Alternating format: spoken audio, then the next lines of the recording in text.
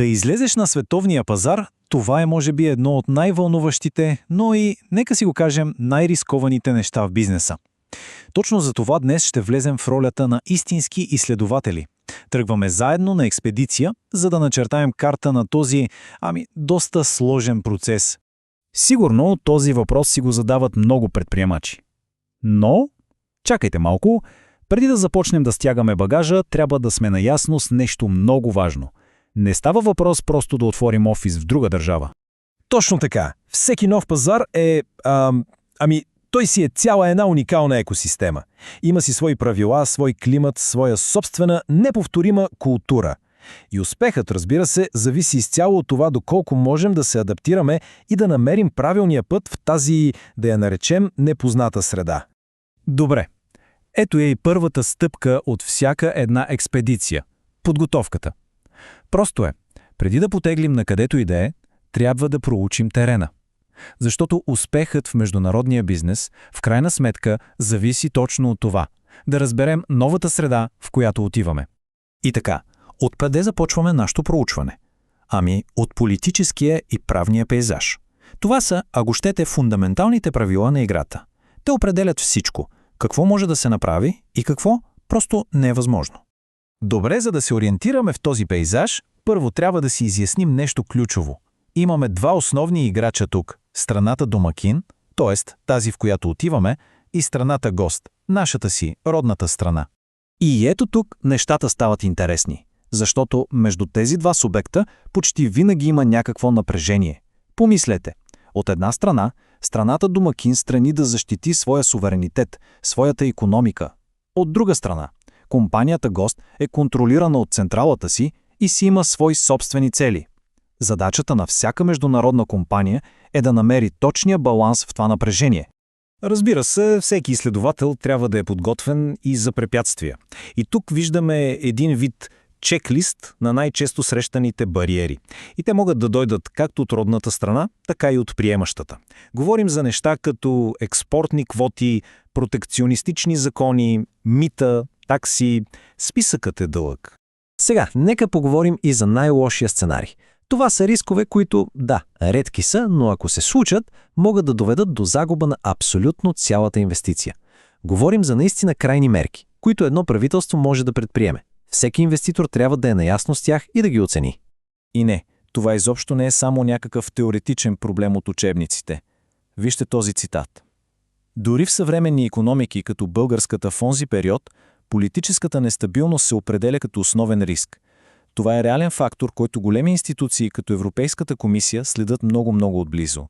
Добре, проучихме политическите правила.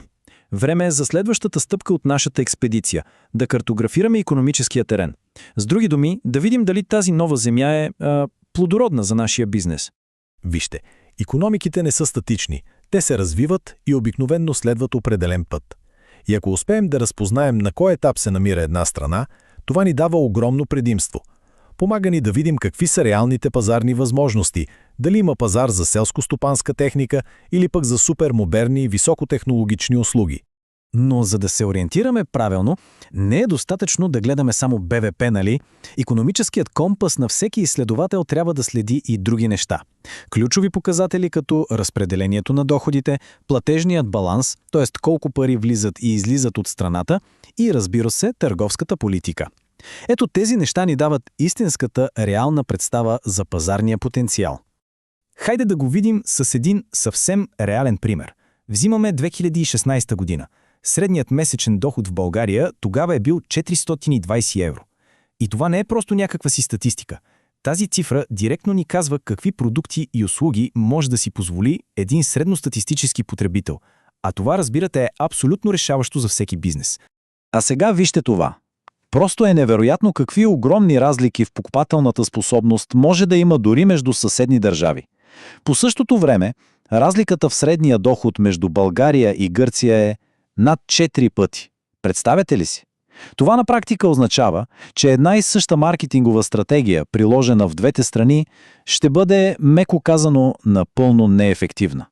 И така, стигаме до може би най-важната, а и често, нека бъдем честни, най-трудната част от нашата експедиция.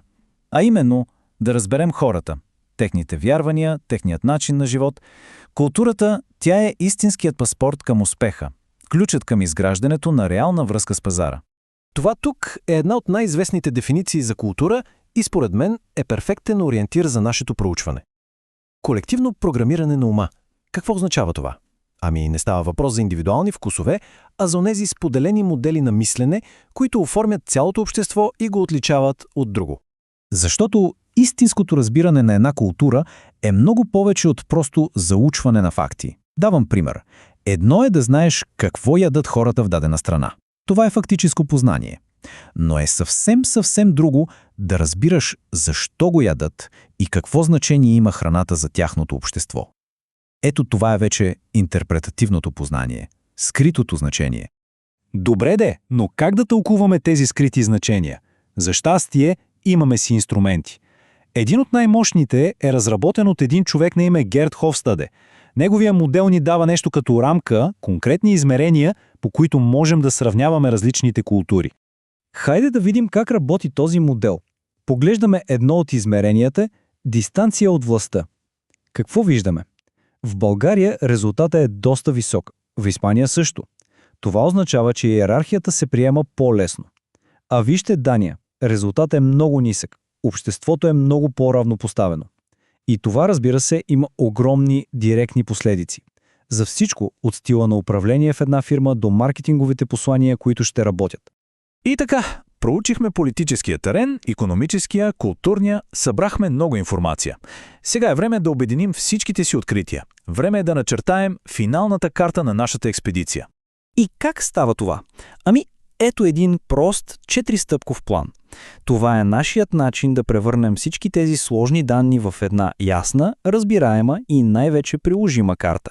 Тя ни позволява да сравняваме обективно различни пазари и в крайна сметка да вземем наистина информирано решение.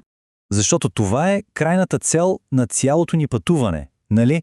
Да се научим да вземаме по-интелигентни, по-информирани решения, когато стъпваме на нов глобален пазар. Този профил, тази карта, тя не е просто събиране на данни. Тя е инструмент за стратегическо мислене. И нека завършим с един въпрос за размисъл. В един свят, който е все по-управляван от данни, след като сме събрали всичката тази информация и сме начертали перфектната карта, има ли все още място за интуицията? Дали тя все още е най-добрият инструмент на изследователя? Ето това е балансът, който всеки един глобален предприемач трябва да намери за себе си.